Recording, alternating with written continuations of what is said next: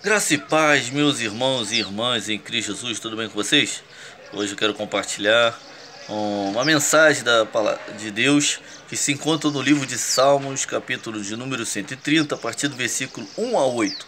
Livro de Salmos, capítulo de número 130, versículo do 1 ao 8. O livro de Salmos é um livro que é o inário do povo de Israel.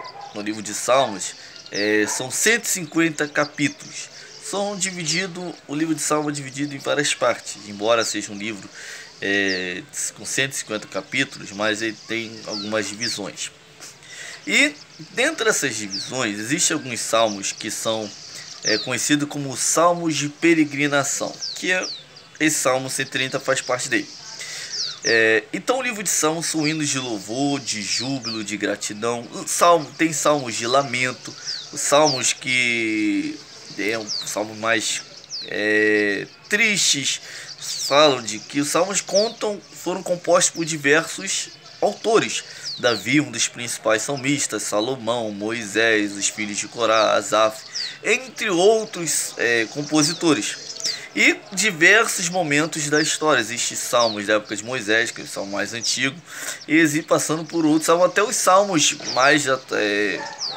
mais novos, que eram aqueles salmos do período do exílio babilônico, aqueles salmos nesse período.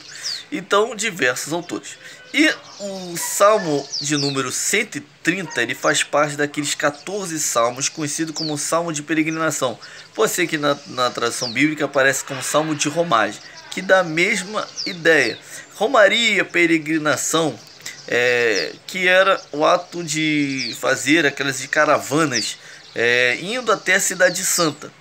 Então, por ocasião de 3 importantes festas do povo de Israel, que é a festa da Páscoa, a festa do Pentecostes, que é a festa da colheita, e a festa do tabernáculo, que é a festa também ali comemorada. São 3 festas: a Páscoa, Pentecostes, festa da colheita e tabernáculo.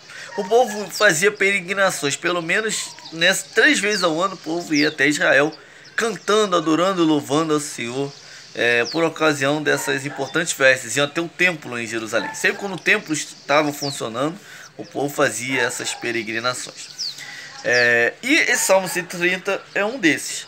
E o Salmo 130 começa com o versículo, já começando o capítulo 130, dizendo assim: das profundezas clamo a ti, Senhor. Das profundezas clamo a ti, Senhor. Versículo 12: escuta, Senhor, a minha voz. Estejam alertas os teus ouvidos às minhas súplicas. O versículo 1 e 2, vou dividir esse capítulo em 4 partes, sempre em 2 versículos. O 1 e o 2 fala que no primeiro versículo fala que das profundezas clamo a ti, Senhor. O salmista aqui começa a dizer que das profundezas ele clama a ti, ó Deus. Meu irmão, eu não sei qual é o cenário que você está vivendo. Eu não sei quais os problemas que você tem passado. Mas o salmista me faz lembrar de uma coisa: não importa qual problema você esteja, não importa qual profundidade você esteja, não existe nenhum lugar deste universo que o Senhor não esteja. Por mais grande que seja este universo, por mais gigantesco que seja esse grande e vasto universo, Deus está no controle. Uma notícia no jornal falando a respeito do telescópio James Webb fala de quão pequeno nós somos.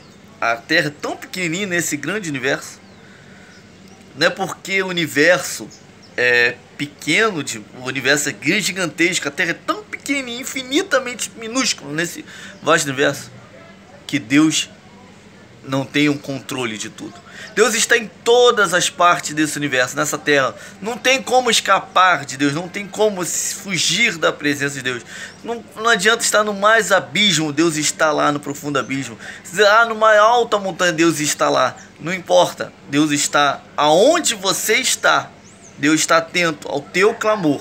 Então não pense que os seus problemas, as limitações, as circunstâncias difíceis que você esteja passando, que Deus não está atento à situação que você está vivendo. Não, Ele está atento, Ele está vendo. Clama a Deus. Clama a Deus, não importa o lugar que você esteja, não importa a situação que você esteja passando, não importa o problema que você esteja vivendo. Clame ao Senhor, clame a Ele. O salmista diz que no versículo, nas profundezas, clama a Deus. O versículo 2 diz que escuta, Senhor, a minha voz, fala com Deus. Senhor, escuta a minha oração, ore a Deus, fale com Deus, fala com o Senhor, fale, abra o teu coração, se humilhe perante a Deus. Ah, mas eu tenho orado tanto, eu não vejo uma solução, não vejo uma resposta. Meu amado, minha amada, continue orando, continue clamando. Ah, mas eu tenho feito, ore a Deus. Se algo ainda não aconteceu,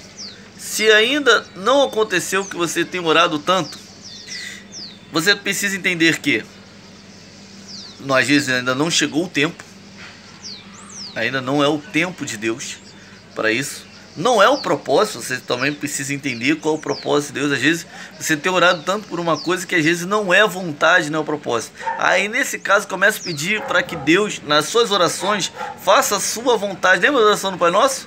Seja feita a sua vontade. Então Cristo na cruz do Calvário, se possível, afaste de mim esse cálice, mas que não seja feita a minha vontade. Então ore a Deus, coloque o seu desejo, o seu sonho, o que você precisa, mas peça para que Deus faça a vontade dele. Porque quando nós pedimos para que Cristo faça a vontade de Deus, a vontade de Deus é sempre boa, perfeita e agradável. É sempre melhor a vontade de Deus, é sempre boa, perfeita e agradável. Então peça que Deus faça a vontade dele. Às vezes as nossas motivações estão erradas. Nós queremos algo com as motivações erradas. Não está na motivação certa, não está no centro da vontade de Deus. Então começa a orar, pedindo para que Deus faça a vontade dele. Porque o coração do homem é enganoso. Muitas vezes o homem pode fazer plano, mas a resposta certa vem do Senhor. Então, aí a confirmação tem ensinando. Então, coloca diante de Deus, ore a Deus, peça que Deus faça a vontade de Deus. Ah, mas eu faço isso, mas até agora não aconteceu. Espere, existe um tempo, existe um processo. Espere em Deus. E outra coisa, conserta o altar. Como assim consertar o altar? A terceira lição para que você, no caso, esperar o tempo, que às vezes algo não aconteceu porque não é o tempo de Deus. Segundo, às vezes as coisas não acontecem porque não está dentro do propósito e a vontade de Deus. Mas muitas vezes as nossas orações não são ouvidas. Sim, não são ouvidas. Como assim não são ouvidas? Muitas vezes as orações não são ouvidas. Pedro fala que na hora que a gente deve cuidar, o marido cuidar das suas esposas, para que as orações não sejam, as orações não sejam impedidas, porque Deus possa ouvir. Então, conserte o altar. Elias, lá no livro de Reis, quando foi fazer o sacrifício, aquele desafio com os profetas de Baal, ele consertou o altar. O altar somos nós. Nós somos o altar do Senhor. Nós somos o altar, nós somos o sacerdote que fazemos o nosso louvor, adoração, que somos nosso sacrifício ao Senhor. E Ele responde às nossas orações. Só que para ser feito nossas orações, temos que olhar para a nossa vida. Como temos agido, como está o nosso coração, como está a nossa vida, como está o altar que nós estamos adorando ao Senhor. Então, começa a consertar o altar. Como está o nosso relacionamento com os nossos cônjuges, mulheres, maridos? Como está o relacionamento com suas mulheres, com seus maridos? Como está o relacionamento com os filhos? Na comunidade que fazemos parte, colegas de trabalho, vizinhos? Como está esse relacionamento? A falta de perdão. Não adianta querer dar uma oferta se há rixa entre irmãos. Se conserte primeiro para depois ofertar. Então, pecado, conserte-se, para que Cristo venha ouvir as nossas orações. Esse é o primeiro ponto que eu quero abordar desse texto. Há outros o texto continua no Salmo 130, nessa mensagem que eu quero compartilhar. Versículo 3 e 4. Se tu, Senhor, observares a iniquidade, quem, Senhor, poderá escapar? Mas contigo está o perdão para que sejas temido. Algo lindo que eu aprendo com o Senhor, que Deus não é como nós, seres humanos. Graças a Deus por isso. Porque o ser humano tem a mania, quando acontece algo errado, às vezes na empresa, em algum lugar, família, em casa, igreja, aconteceu alguma coisa errada. Aí, quem fez? Ah, não fui eu não, foi fulano. Quem foi? Sempre o ser humano tem a mania de buscar culpados, buscar errados na história. Ah, foi fulano que errou, foi fulano que deixou de fazer, foi fulano que fez isso, não sei o que. Sempre procuram culpados. Aconteceu isso errado por causa disso, por causa de ciclano, beltrano, fulano.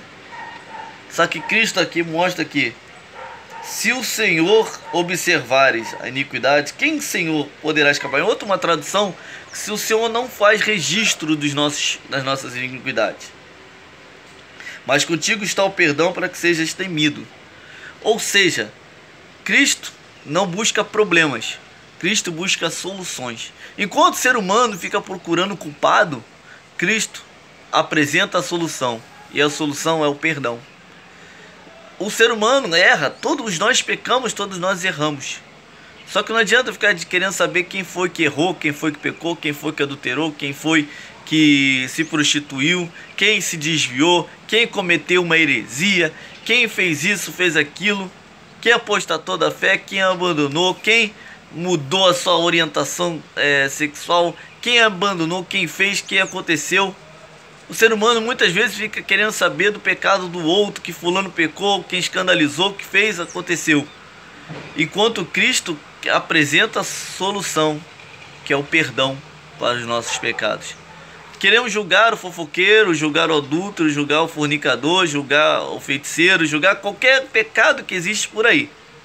Só que nós cristãos, nós evangélicos, temos uma mania feia, que procuramos culpados, jogamos na cara os erros, só que não apresentamos a solução, que é Cristo, que é o perdão.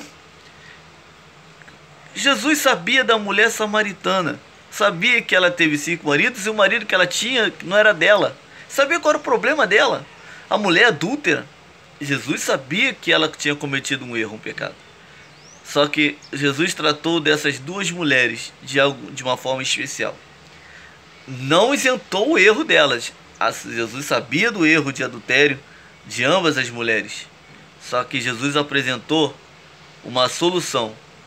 É o perdão. No nosso meio hoje cristão, infelizmente, só apontamos o erro, só apontamos o pecado, só apontamos o juízo de Deus que vai acontecer para os pecadores. Mas não esquecemos de apresentar a solução, que é o perdão, que é Cristo. Não podemos passar a mão e deixar de falar sobre o inferno. Não podemos deixar de falar que existe uma condenação. Não podemos falar que pecado existe. Não podemos também ir por uma linha do evangelho tão inclusivo que passa a mão no erro, no pecado. Não vamos por esse caminho. Porém, entretanto, contudo, todavia, mas como sal nessa terra e não caramelo do mundo, nós somos o sal, a luz desse mundo. Qual é o nosso dever? Qual é a nossa missão? Apresentar a solução, que é Cristo, que Ele é o caminho, a verdade e a vida. Ninguém vê o Pai senão por Ele. Então, apresentar a solução, que é o perdão. Cristo é o perdão. Cristo não fica anotando, registrando o pecado das pessoas que elas cometem, não. Ele é juiz, Ele vai julgar nossas ações, todos nós daremos conta a Deus lá no dia do juízo dos nossos pecados, dos nossos erros. Porém, Cristo apresenta o pecado. O ser humano não vai ser condenado pelo pecado que ele comete, mas sim pelo perdão que ele deixa de receber. Então, Cristo tem um perdão para mim e para você. Basta que hoje nós entendemos isso, que os nossos pecados Ele já jogou no mar do esquecimento. A cédula que havia contra nós, a nossa condenação foi cravada na cruz do Calvário, meu irmão.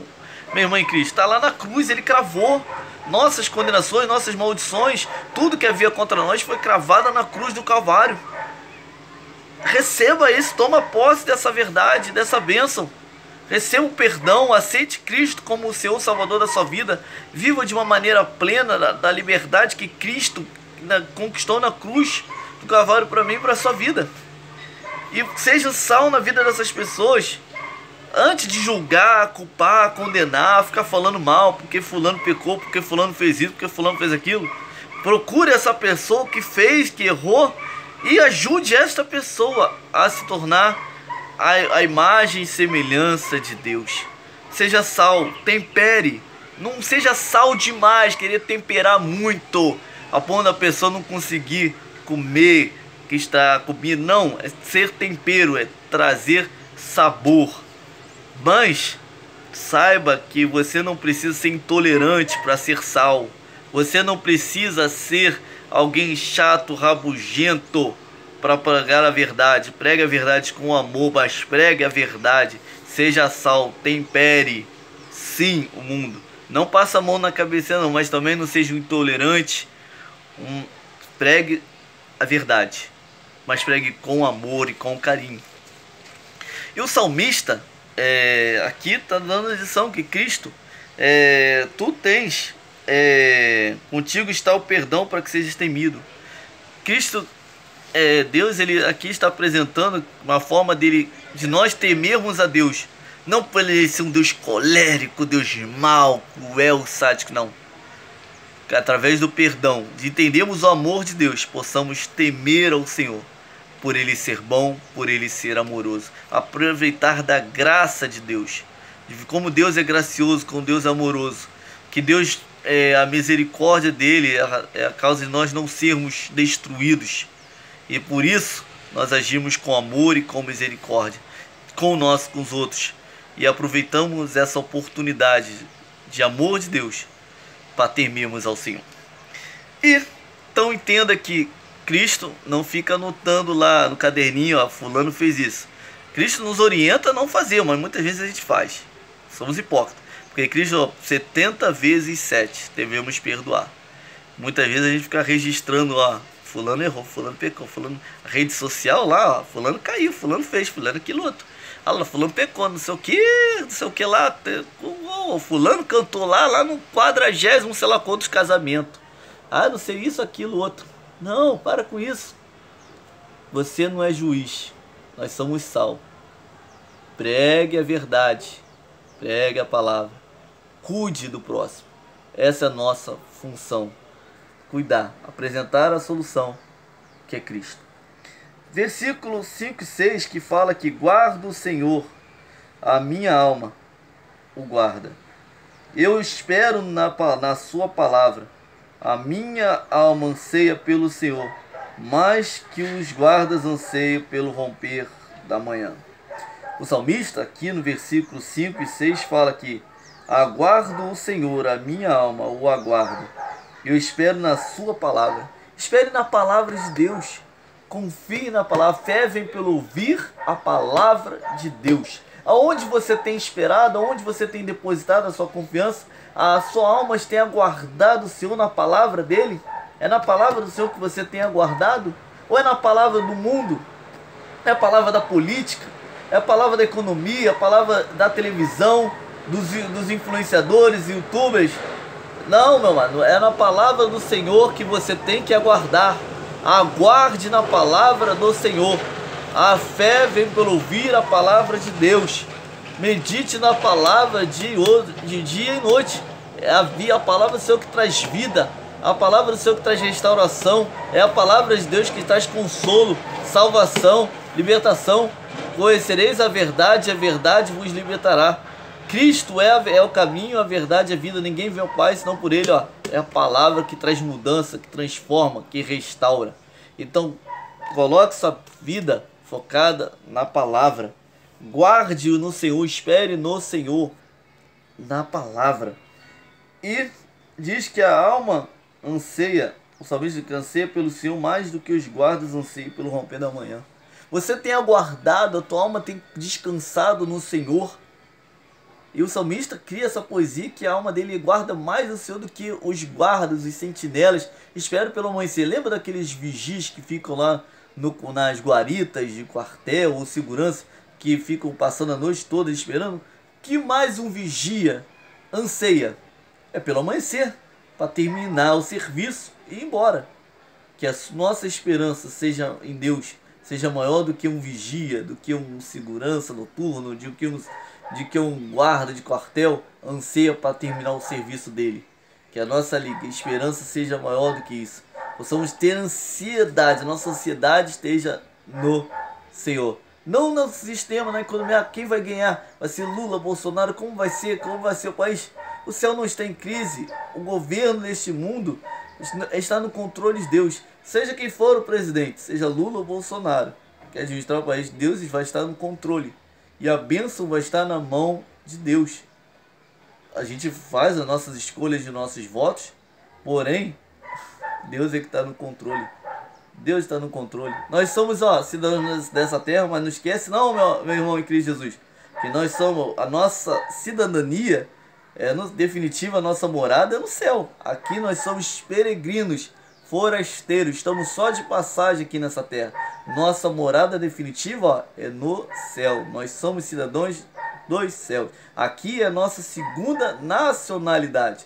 Nossa nacionalidade principal é a celestial. Então, o nosso rei que está vindo, está voltando, é Cristo. É o reino dele, que aqui na terra, através de nós, através da sua igreja. Mas a nossa cidade natal é a cidade celestial, Nova Jerusalém, que está sendo, tá vindo, está chegando esse reino.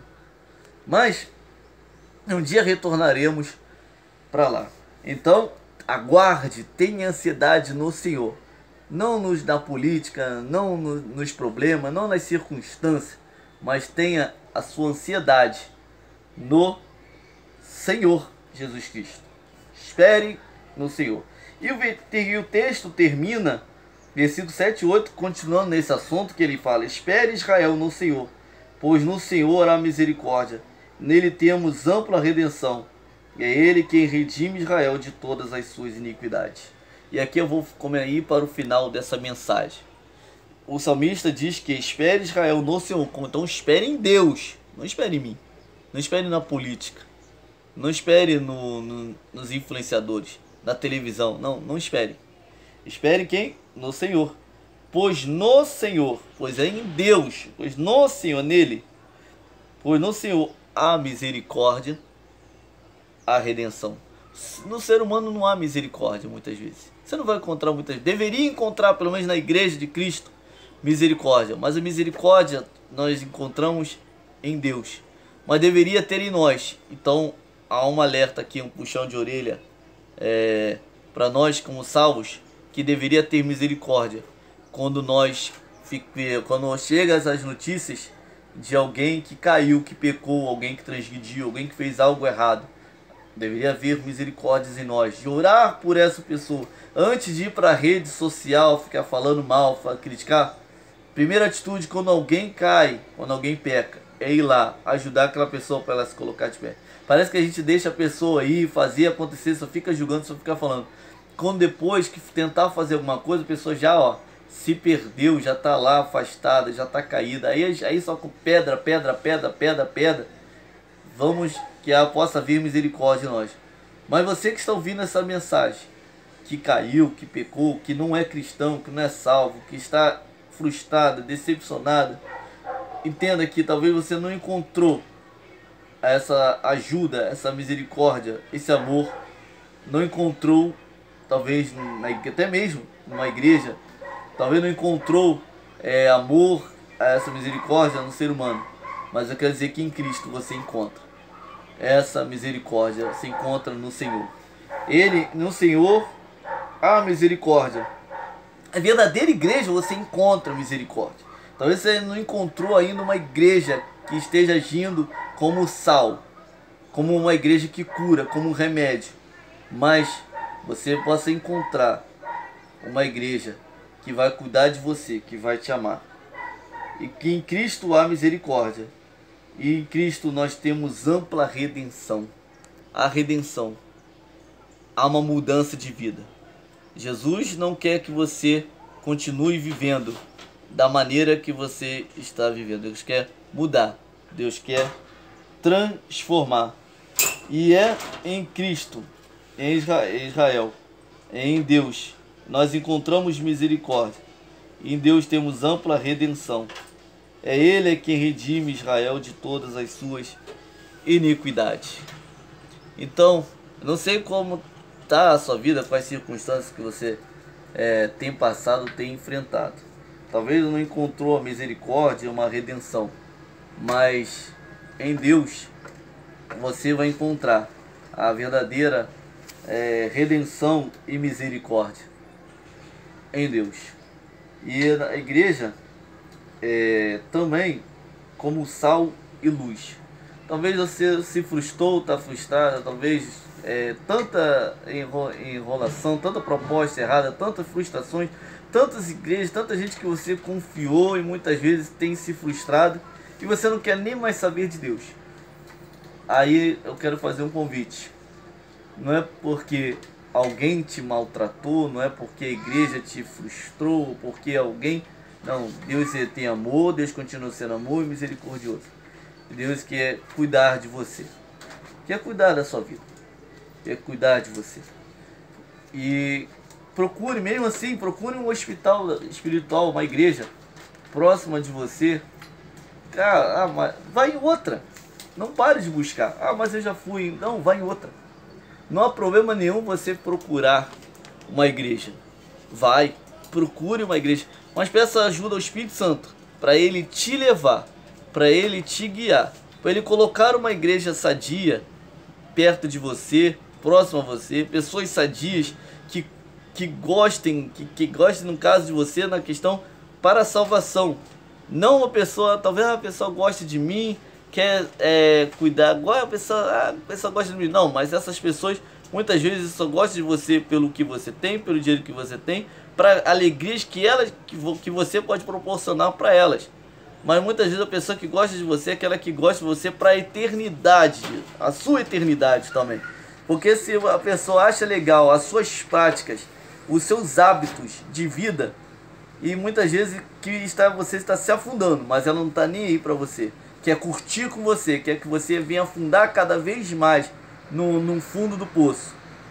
Mas um verdadeiro amigo que te ama, que ele se preocupa também com a sua salvação, o seu destino, também com a sua alma, não com o seu dinheiro. Uma verdadeira igreja não está preocupada só com o seu dinheiro, mas também com a sua vida espiritual, com a salvação. Existe muito lobo, infelizmente, vestido de ovelhas na igreja, que só quer saber de dinheiro, riqueza. Mas eu quero um verdadeiro pastor. Ele cuida de você. Não importa que você não vai dar um centavo na igreja dele.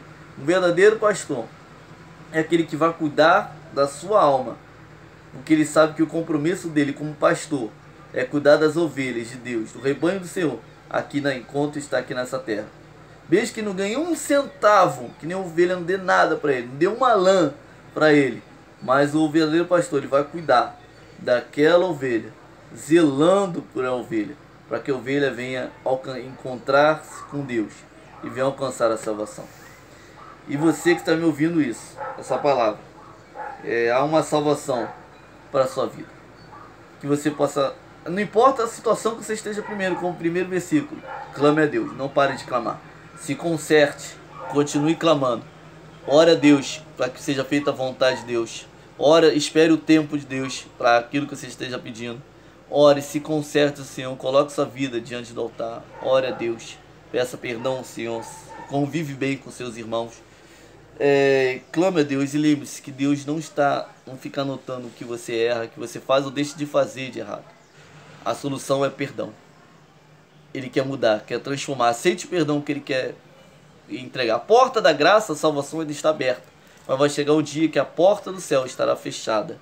Que quando Cristo voltar, ali não vai ser mais tempo de buscar a salvação. O tempo de buscar a salvação é agora. Se você está ouvindo essa palavra, ficou agora até o final, e essa mensagem tocou no seu coração, eu vou orar pela sua vida. Deus Santo, Deus bendito, eu quero orar por esse irmão, por essa irmã, por essa pessoa que está me ouvindo, por essa pessoa que talvez os pecados, as tribulações, as lutas do dia a dia. Fez ela fraquejar, abandonar a fé, ela está querendo desistir.